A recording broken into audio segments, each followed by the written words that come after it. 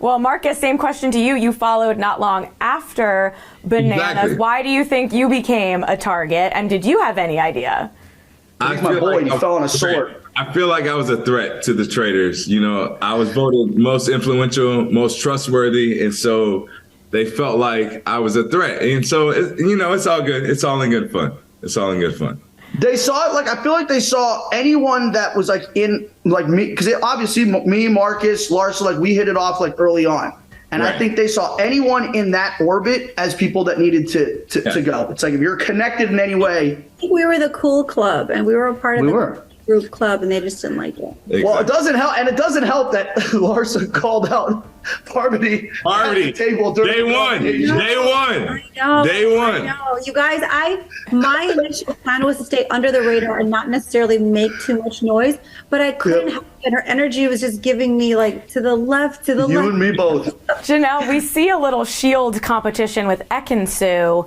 What can you tell me about what happened there? Classic Janelle. I love it. Classic Janelle. Yeah, I mean, if I'm in a competition and I'm going for safety, like, there's nothing stopping me, not even a person. So, like, there's some contention. Oh, I was there first. You were there first. This, and that. I don't know. All I know is that I was working with Peter. He had a hammer, and he was like, "Do you want a shield?" And I was like, "Yeah, of course. Let's go get it." And we ran over to get it, and Ekin-Su was already there, and she was like, and I'm like, sorry, I'm getting it.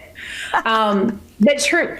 But honestly, I was kind of like over her. I don't know. It was so dumb. It's a game, obviously. You guys know that. Yeah. You've been on reality TV before. Are these relationships that you made, were there people on the cast that maybe took it a little too personally? Was everyone able to see it as a game? What kind of personal relationships will we see, and how will that go down? I'm really excited for the finale because I don't know. I've talked to a few people like texting and by Instagram DM, and I'm one of those people that can just like take the game as is. But I think there's going to be a few people where at the finale you're going to be like, all right, let's get some of this stuff out on the table. Ooh.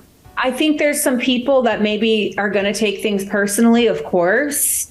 That's just in their nature, and that's perfectly fine if they do, because that's their perspective, and, it just is what it is. I think that the people that went in that had long-standing relationships definitely went through a lot. There were a lot of tears that were shed because of that disappointment, and I guess it's what you signed up for, right? Ooh, that's a good tease. Is there anything you guys can tell me about this castle or Alan Cummings that the viewers might not know? Because that is such a fun part of the show also. It's a huge castle. I mean, it goes on and on and on and on. It's the biggest castle I've ever been in my life. It was like a maze. No matter how many times you walk through it every day, there's just the rooms that you could never find your way around. There were so many staircases and hallways, and you're like, is this going to be the bar or the breakfast room or is the library? It's like always, it just never got old, and it was stunningly beautiful.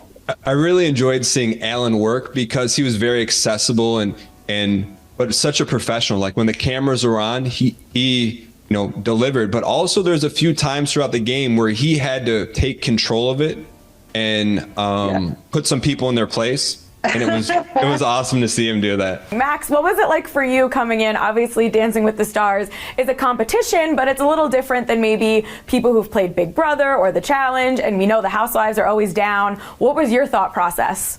I mean, I thought it was a great cast of everyone who, and go back to your question of who did you think, Phaedra, I didn't need to know Phaedra before to know that she's here for a reason, and that's because she can be both, and it turned out to be what it was. But I can tell you that Cherie and Tamra would also play incredible traitors. I think I was the only dummy that if I'm not a traitor, I don't know how to act. So I would just like peacock myself out there and probably be the first shot down. And as a matter of fact, that's what happened, so I had a great time. I had an amazing time getting to know some people. I had amazing time getting to know some people that I wish I didn't and moved on with life not having to. But, personally, Tamara and Cherie and a few others, I think I would say that I belonged to that clique in the beginning a little bit. So, I had a great time. But Max, we need you to, Sheree, I don't want to shake you, boo, on Traitors. Listen. It's when you say Chmerkovskiy correctly that when you know what I mean. But I will no, Sheree, you're right. But see, that's why you guys eliminated me too soon. You needed to get to know me. I wanted to get to know you. You guys all knew each other. I felt like everybody knew each other from before. You've seen each other from Bravo, or you've connection, or from a personal relationship connection. And I was like, I had no idea. You know, some of those challenge guys. I was like, bro, you think you've been on television for 17 years? I have no clue who you are. And so for me, it was same. hard. I had no idea who they were. For me, it was hard to gauge, you know, where you come from, as if like I should have known, because that was the reality, is that you're getting to meet people who come from somewhere, but you're actually getting to meet a person. And so I'm here to say that these two right here were great people to meet. There were some with some pretty big egos. Ooh, like who? I thought I had a big ego, but I led with positivity and pink suits, so everybody fell in love right away. We all fell in love with Max. Max, you were great, and I agree that you were gone too soon. Tamara, are you going to give me a name? No. No. I'm not holding back. What? Yeah. I'm in too much trouble on the internet right now. So. Peter, we see you and Kevin kind of team up, which is fun, and kind of make a plan to throw people off at the round table. What was your thought process about that, and will it affect the Game Pass? We've seen the first 3 episodes. That whole thing with Kevin actually came out of the blue, just like very like spontaneous, and I just thought like kind of in the moment, it's good to kind of gather cards, to have cards to try to play later in the game. That became my strategy. So any opportunity for that, to possibly try to deceive people later on and kind of have an alliance formed early, I thought, okay, that could maybe benefit us. Obviously, when you do that with someone so early on, you're taking a chance and a risk, because again, you don't know for sure. Like, they could be playing in, or you could be playing into their trap. They could be a traitor. So it was a weird moment of, we kind of had some tension and some conflict, but through that, we kind of developed some trust with each other, and then we decided to take advantage of that and move forward with it, and you will see that it does pay off. Peter actually approached me for a lot of things, which I didn't expect at all. And that was a great alliance. I really liked, I liked everybody's show that they were on. For instance, you know, I've heard of The Bachelor, obviously, Housewives, Love Island. I've heard of all of these. I just didn't know them personally. So I didn't actually know. And you'd think I come from the reality world, but it's just, that wasn't really my first career choice in the beginning of my life. So it's not like I watched all these shows and was like, yeah, one day I'm going to be one of them, you know? Yeah. So it's just, I have a lot of catching up to do in that space.